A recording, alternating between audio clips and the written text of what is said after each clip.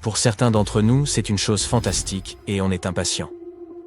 Pour d'autres, son évolution rapide au cours des dernières années est un peu effrayante. Mais quoi qu'il en soit, l'intelligence artificielle est incroyable. Il y a même une théorie selon laquelle l'intelligence artificielle doit passer par 7 stades d'évolution. Examinons chacun d'entre eux et voyons où en est l'IA à l'heure actuelle. Dans l'histoire globale de l'intelligence artificielle, il y a d'abord eu l'étape dite du moteur de règles. Si ça semble basique, c'est que, ça l'est.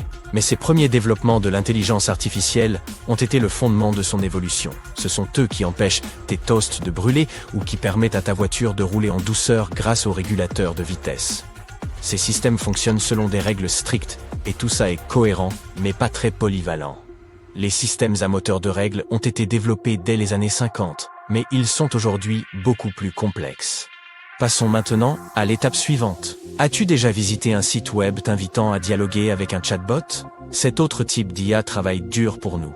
Ces systèmes plus évolués sont conçus pour être conscients de leur contexte. Ils sont toujours basés à 100% sur un apport humain, mais on peut leur apprendre 2 ou 3 choses en plus. En fait, ils peuvent adapter leurs réponses pour mieux cadrer avec la situation. Qu'ils donnent un coup de main numérique à un service clientèle ou qu'ils te conseillent sur ton prochain achat sur un site en ligne, leur évolution est continue. La catégorie d'IA suivante est encore plus spécialisée. Songe à des systèmes informatiques qui peuvent devenir des experts dans un domaine particulier. Ils peuvent même être meilleurs que nous dans certains domaines, principalement grâce à leur vitesse, car ils peuvent assimiler des tonnes d'informations extrêmement vite. À ce propos, as-tu déjà entendu parler du jeu de Go? C'est un jeu similaire aux échecs, mais avec beaucoup plus de possibilités. Certains disent qu'il y a plus de coups possibles au jeu de Go qu'il n'y a d'atomes dans l'univers. Eh bien, il y avait ce système informatique appelé AlphaGo. C'était comme un petit étudiant. Il avait quelques règles de base pour apprendre le jeu de Go et un objectif simple, gagner. Il commettait certes quelques erreurs ici et là, mais des humains étaient là pour le guider. En 2016, AlphaGo a joué contre son adversaire le plus redoutable, Lee Sedol, un célèbre champion. À la surprise générale, AlphaGo a gagné avec un score de 4-1. Peu de temps après, on a lancé AlphaGo 0. La différence, c'est que cette version du logiciel était autodidacte. Les scientifiques lui ont donné un puzzle à résoudre, sans l'image de référence sur la boîte. Pas d'aide humaine, pas de coup de pouce. Il ne pouvait compter que sur ses capacités cérébrales. AlphaGo 0 est donc devenu un passionné du jeu de Go. Il a étudié des milliers de parties et a trouvé tout seul des stratégies intéressantes. Et puis le grand face-à-face a eu lieu. AlphaGo 0 contre AlphaGo. Le résultat fut sans surprise. La deuxième version a gagné, mais avec un score de 100-0. Tout cela témoigne de l'incroyable capacité des machines à penser comme nous, mais à une échelle gigantesque. Mais il y a un point faible. Ces types d'intelligence artificielle n'ont qu'un tour dans leur sac. Par exemple, si AlphaGo 0 voulait apprendre quelque chose de nouveau, il oublierait tout du jeu de Go. La 4e étape comprend des types d'IA qui, de l'extérieur, ont l'air de vraiment penser. Ou du moins, qui sont assez fortes pour imiter le processus cérébral humain. Elles ne se contentent pas de respecter les règles ou de mémoriser des choses. Ces systèmes peuvent lire ton livre préféré par exemple. Et ils ne se contenteront pas de le parcourir, mais saisiront vraiment l'intrigue, et essaieront même de deviner pourquoi les personnages font ce qu'ils font. Mais il n'y a pas que la littérature. Ils peuvent aussi jeter un coup d'œil sur l'économie et tenter de prédire les tendances financières. Ils peuvent même te donner des conseils sur tes investissements. Encore plus haut sur l'échelle se trouve une chose appelée intelligence artificielle générale, ou IAG. Les experts pensent que certains des systèmes actuels disponibles en ligne commencent tout juste à atteindre ce stade. Ce type de logiciel devrait, en théorie, penser comme nous, les humains. Ainsi, si tu lui soumets une tâche, il dira « Pas de souci, je m'en occupe » et trouvera un moyen de résoudre le problème. En fait, l'IAG vise à faire à peu près tout ce que nous pouvons faire. N'oublie pas que dans ce domaine, nous n'en sommes qu'au balbutiement. Il est donc difficile de trouver une définition exacte de l'intelligence artificielle générale. C'est pourquoi de nombreux experts ont leur propre point de vue sur ce que signifie réellement l'IAG. Les informaticiens disent par exemple que notre intelligence provient de la définition et de la réalisation d'objectifs. Si un logiciel d'IA apprend à agir comme ça, On peut donc le comparer à l'intelligence humaine. Mais certains experts en psychologie pensent qu'être humain, c'est avant tout s'adapter à la nouveauté et rester en vie. Vu sous cet angle, les logiciels d'IA ont encore un long chemin à parcourir. Avec cette nouvelle étape du développement de l'IA, nous commençons à entrevoir l'avenir. Ces systèmes théoriques sont appelés SIA, super intelligence artificielle. Ils agiraient comme des ordinateurs extrêmement intelligents, capables de penser mieux et plus vite que n'importe quel génie. Nous ne savons pas encore toutes les choses que ce type de technologie pourrait faire, mais réfléchis-y. Nous pourrions répondre grâce à elle à certaines de nos plus grandes questions, qu'elles soient d'ordre médical ou financier. Ce type d'IA pourrait même aboutir à de toutes nouvelles découvertes scientifiques, imaginer des façons géniales de gérer nos économies, ou créer des façons entièrement nouvelles de diriger les communautés. Il est difficile de dire quand ce type de technologie sera disponible. De nombreux experts se posent la question, mais la plupart d'entre eux aussi s'accordent à dire que nous ne les verrons probablement pas apparaître dans les 10 prochaines années. En attendant, de nombreux films de science-fiction explorent cette idée. Si l'IA atteint un jour sa forme définitive, elle deviendra ce que l'on appelle une singularité. Dans cet avenir potentiel, les ordinateurs deviendront plus intelligents que nous. Ils seront tellement performants qu'ils pourront évoluer tout seuls, et si vite que nous ne pourrons plus les suivre. Cette idée est encore hors de portée pour l'instant, mais avec tout ce qui se passe en ce moment avec l'IA, on pense que la singularité se produira forcément un jour. Certains spécialistes ont même deviné que d'ici 2045, la singularité de l'IA fera partie de notre monde. Espérons que ceux qui les conçoivent introduisent quelques dispositifs de sécurité dans les machines. Il y a beaucoup de choses à prendre en compte. Par exemple, si les IA deviennent un jour trop intelligentes, pourrons-nous les stopper? Là aussi, les avis sont partagés. Les grandes entreprises veulent profiter de la révolution de l'IA, personne ne veut rater le cocher, et les gouvernements veulent monter la voie en la matière. Donc, même si tout le monde est d'accord pour dire qu'il y a des choses dangereuses à prendre en compte, l'IA est un sujet important de nos jours. Freiner son développement est donc hors de question. Certains ont suggéré un interrupteur pour chaque type d'IA. Au cas où les choses s'emballeraient, nous pourrions appuyer sur le bouton et tout arrêter. Mais pas sûr que l'IA apprécie. Elle pourrait devenir suffisamment intelligente pour se débarrasser du bouton. Mais restons positifs. Grâce à l'intelligence artificielle, nous avons déjà révolutionné certaines choses, comme la traduction en temps réel. Les objets du quotidien comme les montres et les frigos sont devenus intelligents et prédisent désormais nos besoins.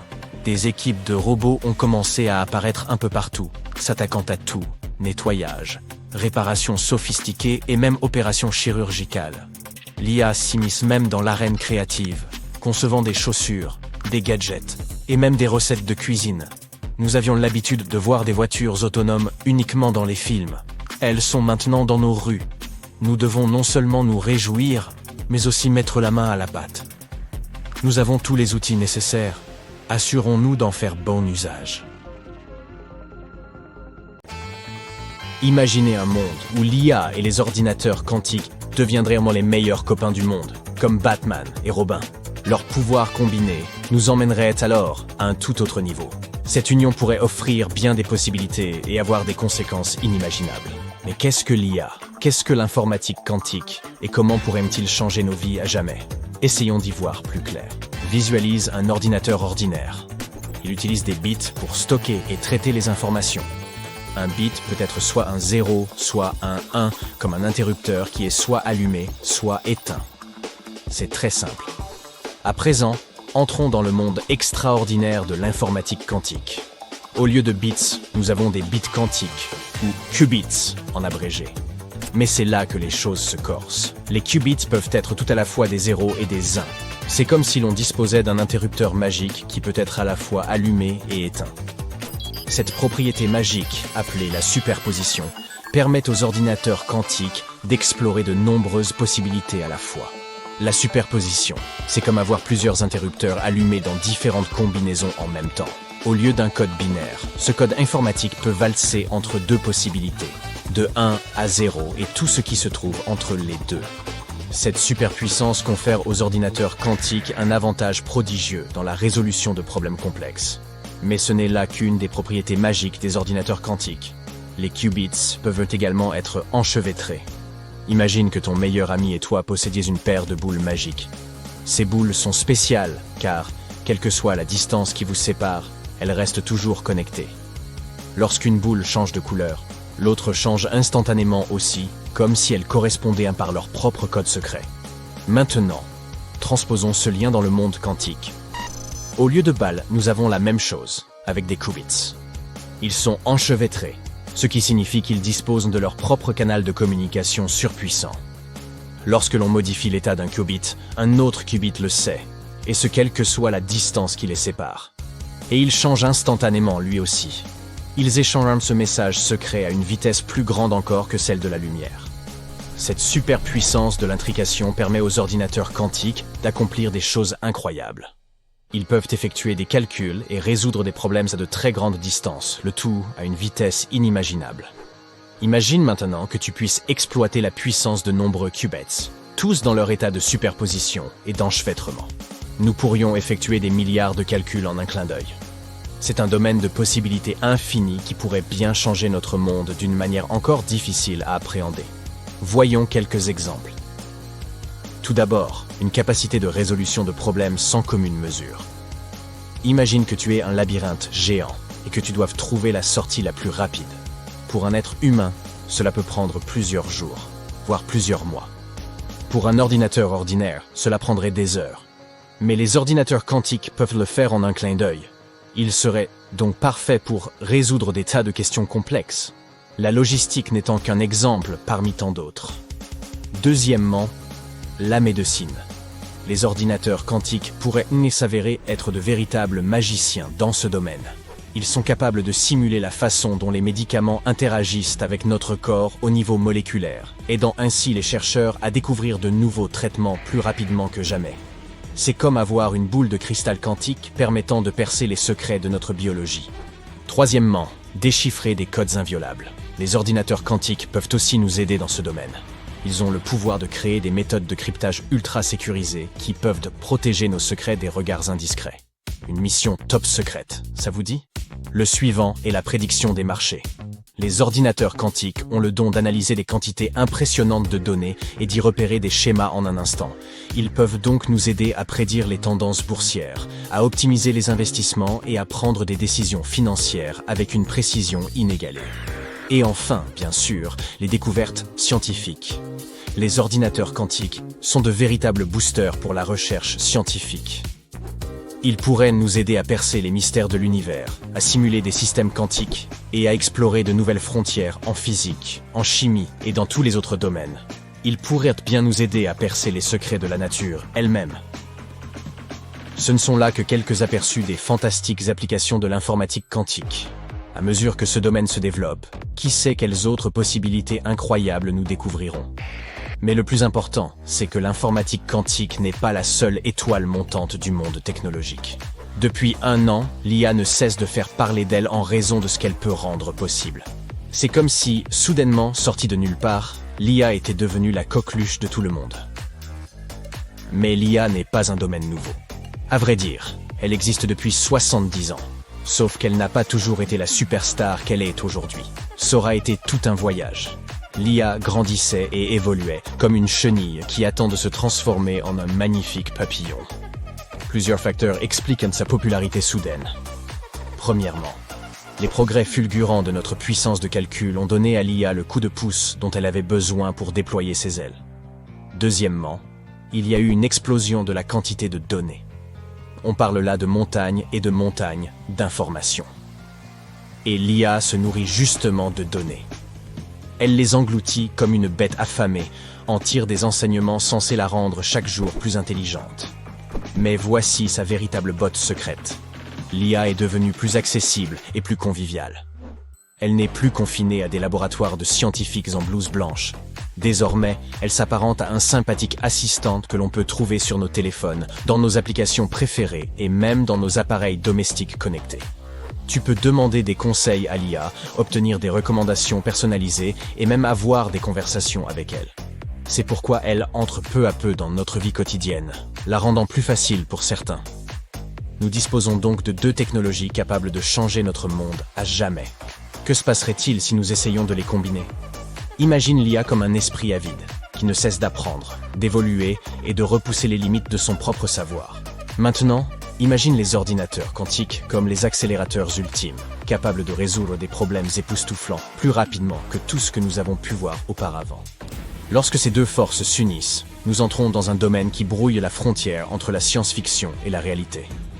Les ordinateurs quantiques décupleraient les capacités de l'IA, lui permettant de traiter des quantités inimaginables de données, de prendre des décisions encore plus intelligentes et de débloquer des connaissances autrefois inaccessibles au commun des mortels. C'est comme si l'on combinait le gros cerveau d'Albert Einstein avec une puissance de calcul digne d'un super-héros. Mais cela ne fait-il pas un peu peur? Bien sûr que si. Une telle union pourrait nous conduire à la singularité technologique. Un avenir hypothétique où nous, les humains, ne serions plus en mesure de maîtriser nos progrès technologiques. La singularité est l'idée qu'à un moment donné, l'IA surpassera l'intelligence humaine et deviendra sa propre entité auto-amélioratrice. Lorsque l'IA dispose de l'immense puissance de calcul des ordinateurs quantiques, cette notion semble devenir encore plus probable.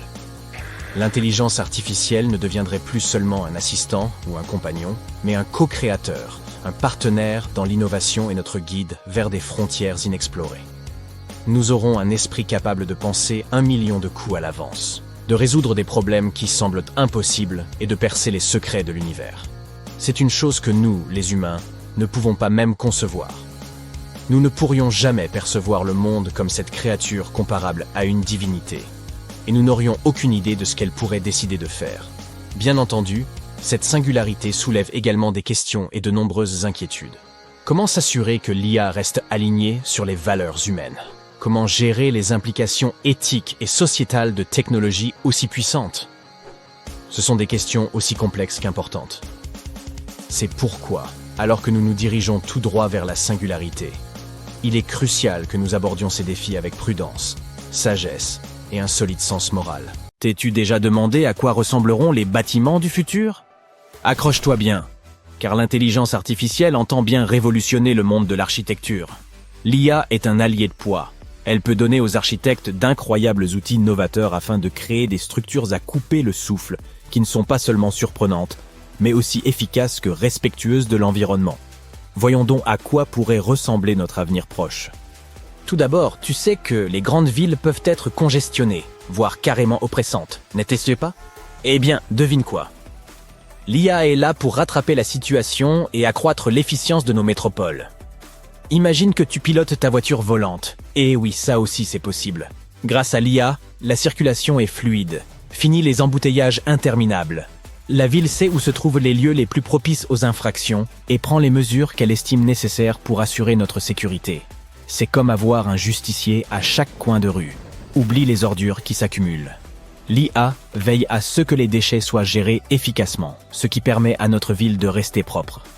L'intelligence artificielle peut agir comme un urbaniste tentaculaire, capable d'optimiser tout, ce qui concerne la circulation, la sécurité et l'élimination des déchets. Elle peut analyser des monceaux de données provenant de toutes sortes d'endroits, comme les capteurs qui nous entourent et les réseaux sociaux. Grâce à toutes ces informations, elle peut aider la municipalité à prendre les meilleures décisions afin d'accroître notre confort. Tu te promènes dans la rue, et tes yeux sont instantanément captivés par un bâtiment extraordinaire. Ce courbe et ses caractéristiques futuristes le distinguent de tous les autres.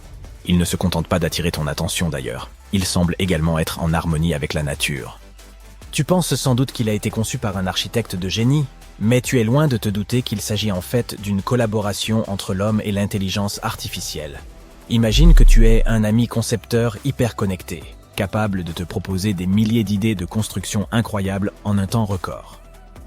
C'est ce que font les logiciels de conception assistés par l'IA pour les architectes. Ils peuvent générer et évaluer une multitude d'options de conception, en prenant en compte des éléments tels que les meilleurs matériaux à utiliser et l'emplacement idéal du bâtiment. En outre, en analysant les données et en opérant tous les calculs, les algorithmes peuvent aider à optimiser la conception du bâtiment. Ils peuvent le rendre capable de minimiser sa consommation d'énergie, de conserver l'eau et de gérer les déchets comme un pro. Chaque bâtiment s'efforce ainsi de réduire ses coûts, d'économiser l'électricité et de promouvoir un monde plus sain. Le résultat? Des chefs-d'œuvre d'architecture qui sont à la fois d'une beauté époustouflante et extrêmement pratiques. Le paysage urbain du futur sera constellé de ces structures impressionnantes. Oh, mais ce n'était pas assez impressionnant pour toi? Que dirais-tu d'un étonnant bâtiment futuriste qui semble défier les lois de la gravité? Il n'est pas fait de briques ou de mortier traditionnels. Oh que non! Cette merveille a été créée grâce au pouvoir de l'impression 3D. Avec l'aide de l'IA, les architectes ont conçu chaque détail et fourni toutes les données importantes, comme les matériaux à utiliser et l'impact des conditions du site sur la structure.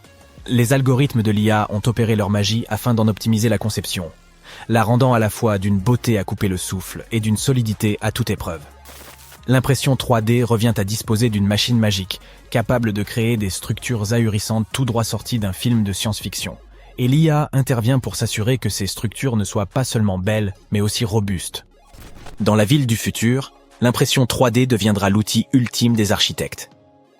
Elle leur permettra de créer des structures autrefois impossibles à réaliser. Les possibilités sont infinies, qu'il s'agisse de formes hallucinantes ou de détails complexes.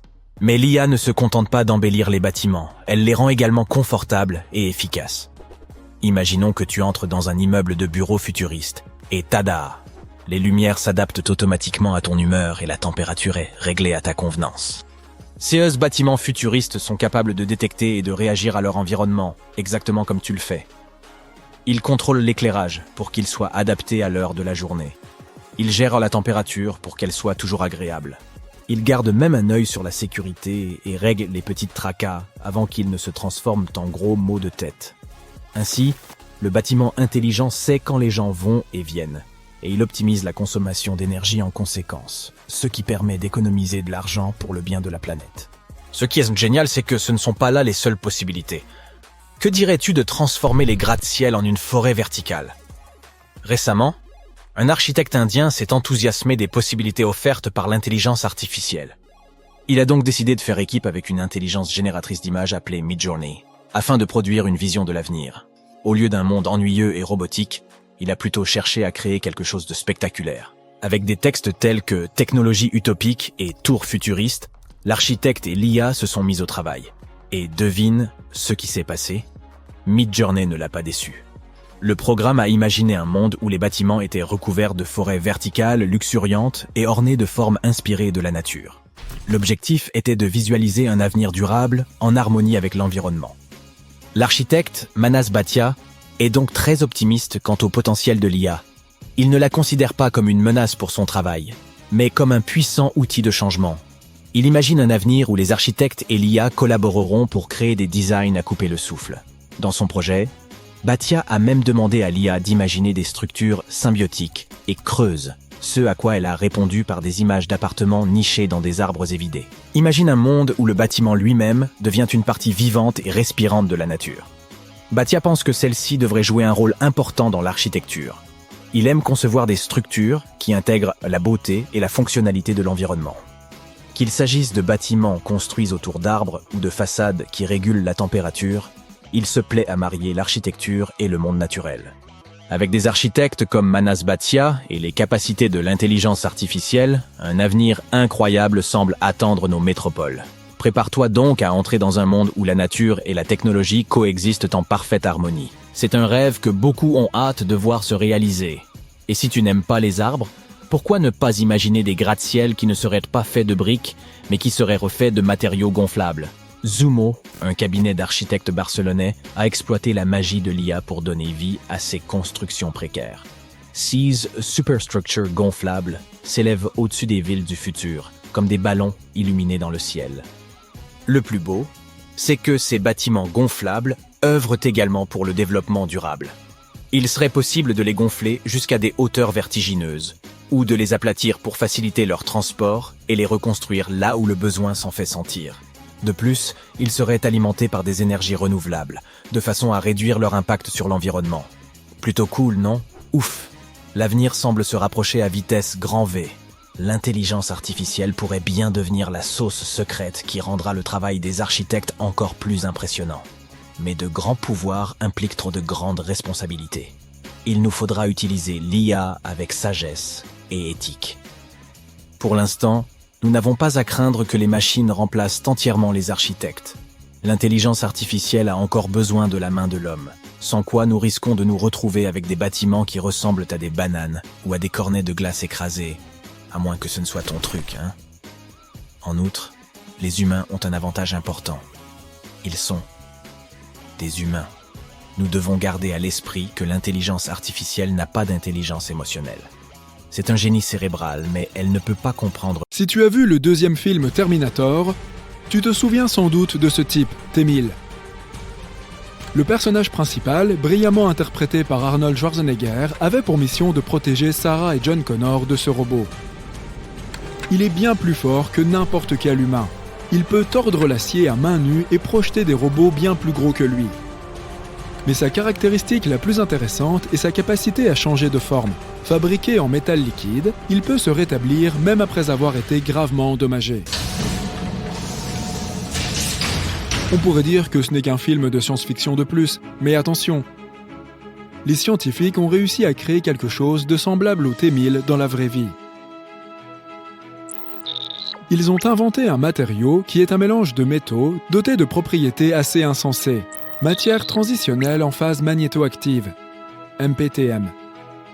Le robot ressemble davantage à un modèle super minuscule, de la taille d'un Lego, de son prototype à l'écran. Ce petit bonhomme peut fondre dans tes mains, à 30 degrés Celsius, et reprendre sa forme initiale. Les essais ont montré qu'il pouvait s'échapper d'une petite cellule grâce à ce super pouvoir. Le secret de ce qui ressemble à de la magie réside dans la physique.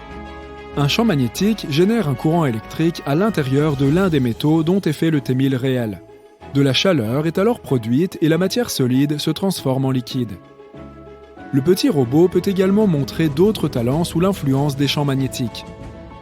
Il peut sauter 20 fois sa hauteur, tourner à 1500 tours par minute et atteindre des vitesses impressionnantes. As-tu besoin de ce petit bonhomme dans ta vie ? Il n'est pas encore possible d'acheter l'original, mais tu peux toujours te procurer une figurine ou un kit de construction du Terminator. Quant au matériau qui peut fondre et se solidifier à nouveau, il aura des utilisations plus pratiques que de divertir le public. Imagine un outil capable d'atteindre les coins les plus étroits. Il suffit de le transformer en liquide, de le laisser pénétrer dans le trou et de le solidifier à nouveau pour que le trou soit scellé. C'est le rêve de tout ingénieur. Il peut également servir de soudure sur un circuit LED, car le gallium, le métal dont il est fait, est un excellent conducteur d'électricité. Enfin, il pourrait sauver des vies en administrant des médicaments et en retirant des corps étrangers des organes des patients. Le MPTM n'est pas le premier matériau qui fera dire aux fans de Terminator « Attendez, j'ai déjà vu ça quelque part !» Voici le nitinol. Il s'agit d'un matériau super élastique qui se souvient de sa forme initiale et y revient toujours, quelle que soit la force avec laquelle on le plie. Jusqu'à présent, il a été utilisé avec succès pour fabriquer des stents. Il s'agit de petits tubes en maille qui maintiennent les artères ouvertes pour les personnes qui en ont besoin. Le nitinol remplit parfaitement cette fonction, car il peut se plier lorsqu'il le faut, à une température froide, et revenir à son état d'origine lorsqu'il est chauffé. Il est également très résistant, parfait pour durer longtemps. C'est pourquoi il est également utilisé pour fabriquer des appareils dentaires, des ressorts de montres mécaniques, des inserts pour les clubs de golf et, ce que je préfère, des cuillères qui se plient d'elles-mêmes et qui sont utilisées dans les spectacles de magie. Une autre réalité de Terminator est devenue la nôtre, l'utilisation massive de drones. Ils livrent la commande de dernière minute de ce sac dont tu as besoin pour tes vacances, prennent les meilleures images pour les journaux télévisés et le mariage de l'oncle Tim, aident les équipes de recherche et de sauvetage, transportent des aides, surveillent la faune et la flore et inspectent des parties de bâtiments autrement inaccessibles. Bon, je pense qu'il est plus facile d'énumérer ce qu'ils ne font pas. Dans la deuxième partie du film, le personnage de Schwarzenegger explique que son unité centrale est un processeur à réseau neuronal et que plus il est en contact avec des humains, plus il apprend. Si tu as envie de revoir le film pour te rafraîchir la mémoire, tu peux toujours t'en procurer une copie sur Amazon. Quoi qu'il en soit, ce dont parle le Terminator ressemble beaucoup aux réseaux neuronaux de la vie réelle, n'est-ce pas ? Ceux-ci sont modélisés un peu comme un cerveau humain. L'idée est d'entraîner l'ordinateur à effectuer des tâches en analysant des milliers d'exemples d'entraînement. Un système de reconnaissance d'objets apprend à reconnaître une voiture ou un caniche en examinant un très grand nombre d'images de ces objets et en identifiant certains modèles.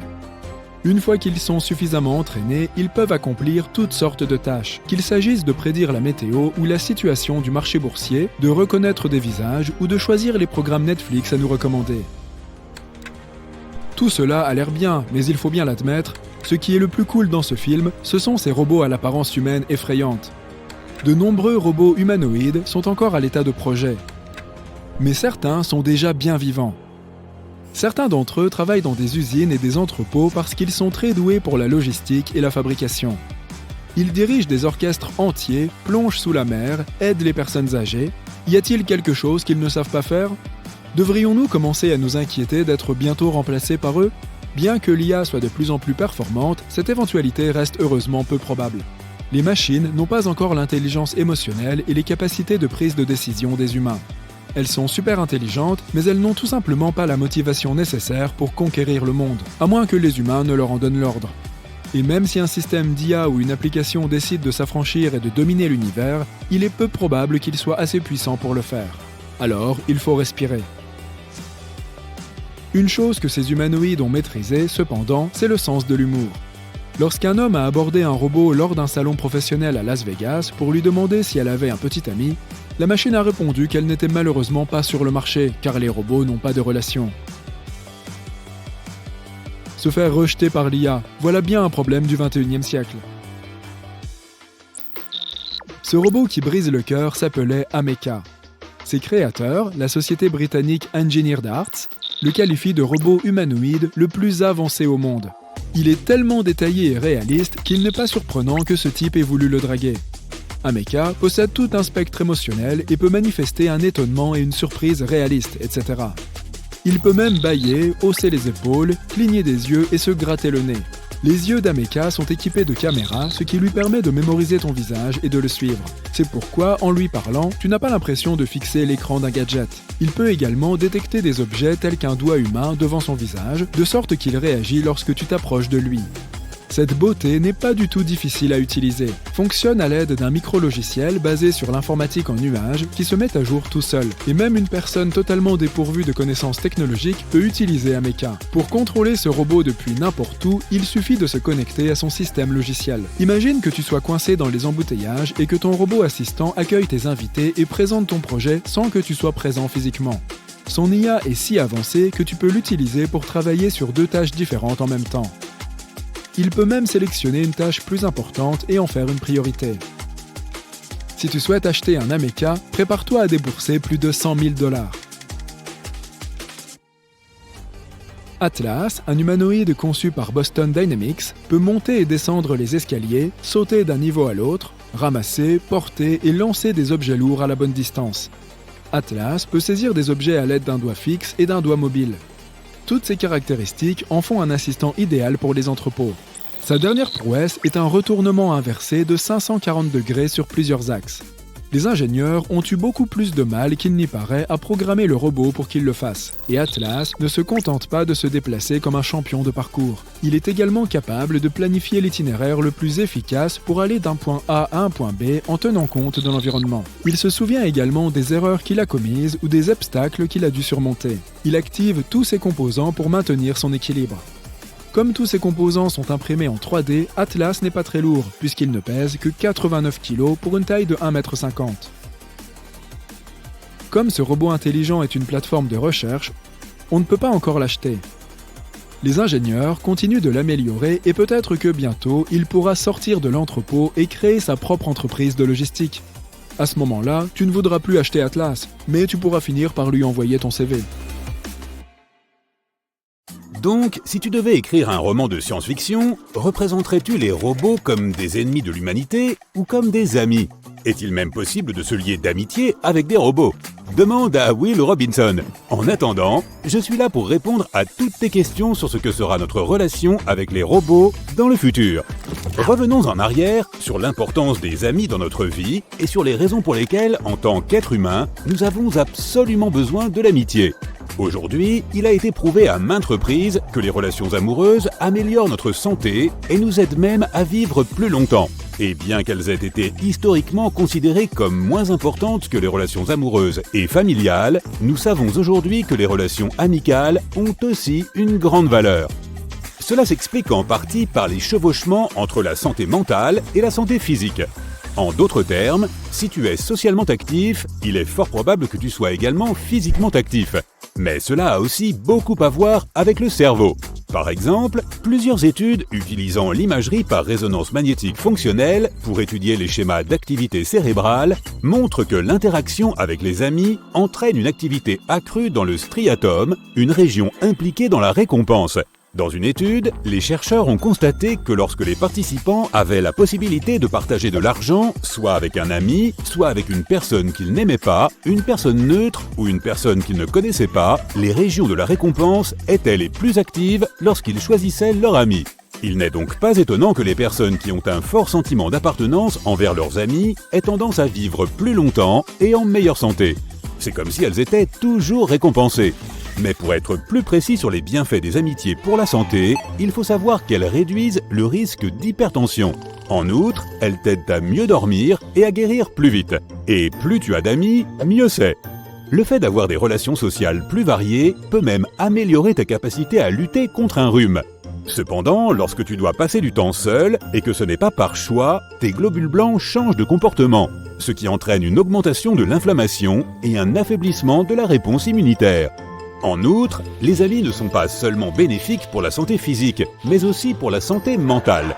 Selon une étude, il existe un lien entre le temps passé avec des amis et le fait que le cerveau traite ultérieurement le rejet comme une menace. Les personnes qui ont passé plus de temps avec des amis sont moins sensibles à l'exclusion sociale. Comment les robots entrent-ils en jeu ? À l'avenir, nous ne serons peut-être plus limités à être amis avec des êtres humains vivants ou même avec des animaux de compagnie. Pour pouvoir explorer l'idée d'une amitié homme-robot, nous devons comprendre les bases de la robotique.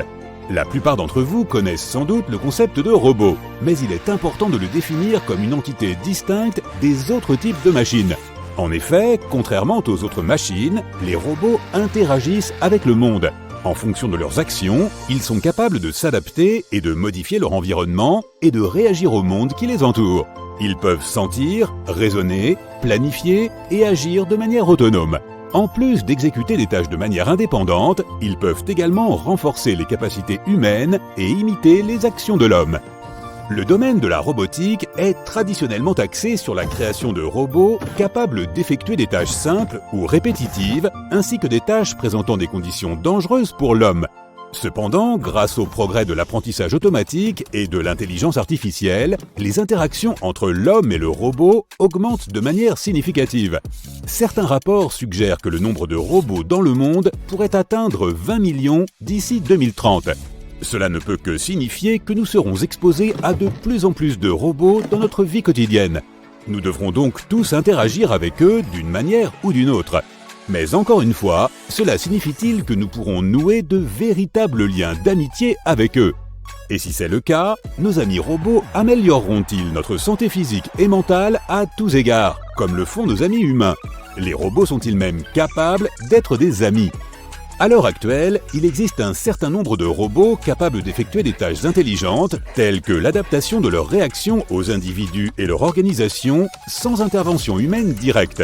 Parmi les exemples, citons les bras prothétiques qui peuvent apprendre de la personne qui les porte et s'adapter à ses besoins en cours de route.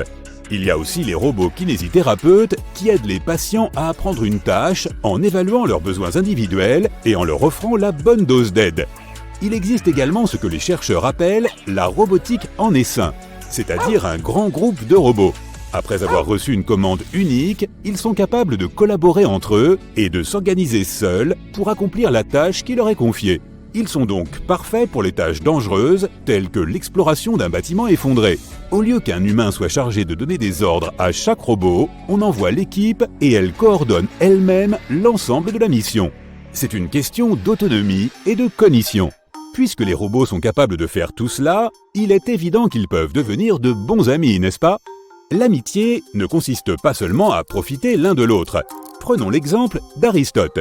Selon lui, la véritable amitié repose sur la bonne volonté, l'admiration et les valeurs communes.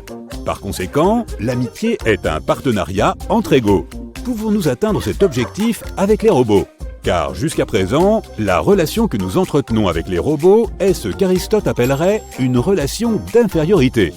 Pourtant, même dans la situation où nous bénéficions des robots, nous sommes en relation avec un robot tout comme nous sommes en relation avec des animaux domestiques, des biens et des personnes. De nos jours, de nombreuses personnes remercient toujours le ChatGPT de les avoir aidés avec des choses. Certaines personnes qui travaillent sur l'éthique des robots pensent que ce qu'elles font, c'est-à-dire se lier à un robot, n'est qu'un gaspillage d'énergie émotionnelle. En effet, ces entités ne peuvent que simuler des émotions, ce qui sera toujours moins gratifiant que de nouer des liens d'humain à humain. J'ai déjà donné un nom à mon robot aspirateur. Désolé, pas désolé. Et je sais que je ne suis pas le seul. Selon un ingénieur qui travaillait dans une entreprise de robots aspirateurs, lorsque les clients se voyaient proposer des robots tout neufs pour remplacer ceux qui étaient cassés, il déclinait l'offre en disant « Non, je veux mon robot ». Il ne voulait pas remplacer le robot parce qu'il s'y était attaché. Le fait est que, d'après les données psychologiques dont nous disposons à ce jour, ce que je fais, comme beaucoup d'autres personnes, ne pourrait pas être plus normal. En effet, en tant qu'être humain, il est dans notre nature d'établir des liens émotionnels avec des objets très différents de nous.